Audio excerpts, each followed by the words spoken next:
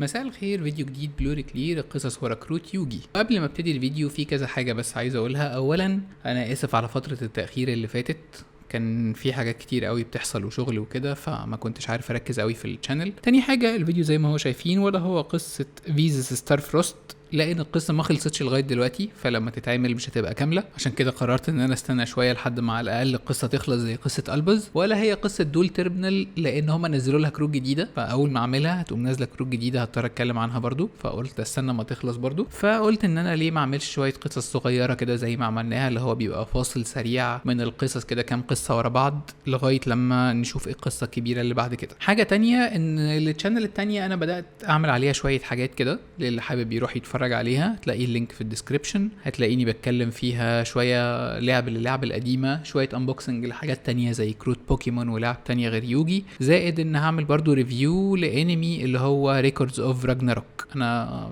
بسجل كده في كام حلقه فيه، فبرضو لو حابب تتفرج عليه هتلاقيه على القناه التانية. خلينا نعدي المقدمه الطويله ونخش على طول على قصتنا اللي باين من بره طبعا ان هي قصه نيمليريا، دريمينج نيمليريا. طيب ايه القصه بالظبط؟ القصه معانا بتبتدي في ان الاحلام حاجه طبيعيه لاي شخص، كل الناس بتحلم، بس واضح ان في بنت معينه احلامها بتظهر في الواقع والحقيقه. ومش كده وبس، في وحوش بتطلع في احلام البنت دي، والوحوش دي بتعرف تتجول وتظهر للعالم الحقيقي. وبما ان احلام البنت دي بتطلع في الحقيقه زي ما هي من غير ما حد يعرفها، محدش بيبقى عارف ايه اللي هيحصل بعد كده. بس اللي اكيد كله لاحظه ان في عوالم كتير بدات تظهر فيها حلويات وتتحول لحلويات. طيب خلينا بقى نروح واحده واحده ونشوف الاول مين هي البنت دي. البنت دي هي نيمليريا، بنت صغيره عندها احلام غريبه زي ما قلنا بتظهر في الواقع كل ما تنام، وده راجع للبندنت اللي موجودة عندها اللي هي اسمها نيمليريان سيد اللي هنلاقيها لابساها في الكارت بتاعها. والبنت دي تقريبا عندها مشاكل في الصحيان لان هي مكملة في النوم على طول. ونبدأ بأول حاجة البنت دي نايمة فيها هي البرج اللي هي عايشة فيه. قبل بس ما نخش على الخطوة دي هنقول ان البنت دي يدفعها 1500 في الكارت اللي هو دريمينج نيمليريا، وده هنا شوية بيودينا لحتة ان في 15 كارت في الاكسترا ديك، لان الافكت بتاعها دايما ليه علاقة بالكروت بتاعت الاكسترا ديك، ان هي بتروح معدوله هناك وكل الافكتات بتاعت الوحوش تحاول تخلص كروت الاكسترا ديك. طيب قلنا الاحلام بتاعتها بتحول العالم لحلويات، فاول حاجه اتحولت هي البرج اللي عايشه فيه، وده هنلاقيه في كارت اسمه دريم تاور اوف برنسس نيمليريا.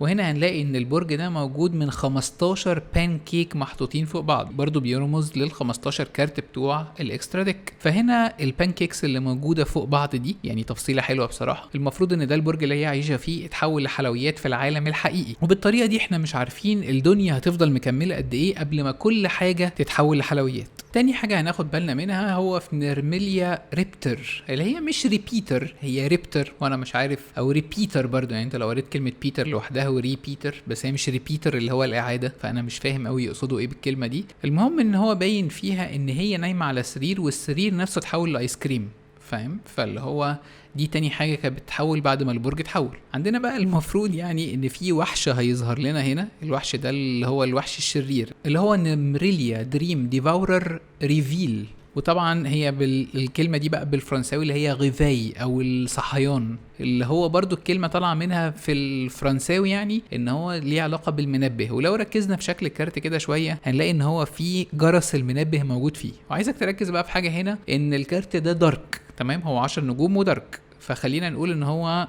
الكارت ده دارك، هنشوف ليه بعد كده. ونلاقي ان هو طبعا ضوافره ايس كريم، وهو الوحش كله عباره عن ايس كريم، بس زي ما قلنا هو ده المفروض الغيفاي او اللي هيصحيها من النوم. المهم احنا شايفين الوحش اللي هو غيفاي ده رايح لها في كارت تاني اسمه دريمينج رياليتي اوف نيمليريا ريالايزد. هي باينه هنا ان هو نايمه، نفس اللي شفناه في الكارت التاني، بس ده الوحش بتاعه اللي هو لايت، لان الوحش ده على الجانب بتاعها عن ناحيتها. الدارك هو الشرير اللي كان رايح يهاجم عليها. المهم ان هو رايح لها واحنا شايفين البرج وشايفينها نايمه فوقيه اهو. هنلاقي ان في كارت نيمليريا لوف، ولوف بالفرنساوي يعني ذئب، فبين لنا هنا ان في ذئبين واقفين قدام البرج بيمنعوا الوحش التاني ان هو يخش. طيب مين الذئبين دول؟ اول واحد هو نيمليريا دريم ديفندر كايوت، وهنا المفروض ان ده ذئب من الذئاب اللي شفناها ومانع الوحش ان هو يخش. بنقرب منه بنلاقيه لايت برضو، ده معناه برضو ان هو في صفها. عارف السرير المريح ده؟ هو ده كويت بالفرنساوي لو انا بنطقها صح يعني. فالمهم ده واحد من الوحشين. الوحش التاني اللي موجود هو دريم نيميرليا دريم ديفندر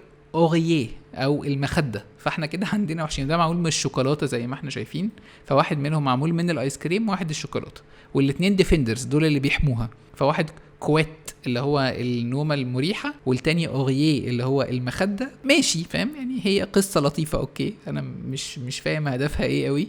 المهم ان احنا القصه بتاعتنا انتهت ان هو كان رايح يصحيها بس كده خلاص، ودول طلعوا له عشان يوقفوه. ده كل اللي احنا نعرفه عن القصه، لسه ما طلعش اي سبورت تاني للكروت، والقصه خلصت على كده. فممكن يا اما دي قصه من القصص اللي سايبينها يعني كنوع من انواع اللي هو يا ترى ايه اللي هيحصل بعد كده نشوف، او ان هو كانت حاجه كده شويه كروت ليها اركتايب مع بعض وخلصوه بس كده. دي كانت القصه. يا ريت لو عجبتك تعمل لايك الفيديو، سبسكرايب للشانل، واستناكم بقى على الشانل التانية ان شاء الله، واشوفكم الفيديو الجاي. شكرا جدا.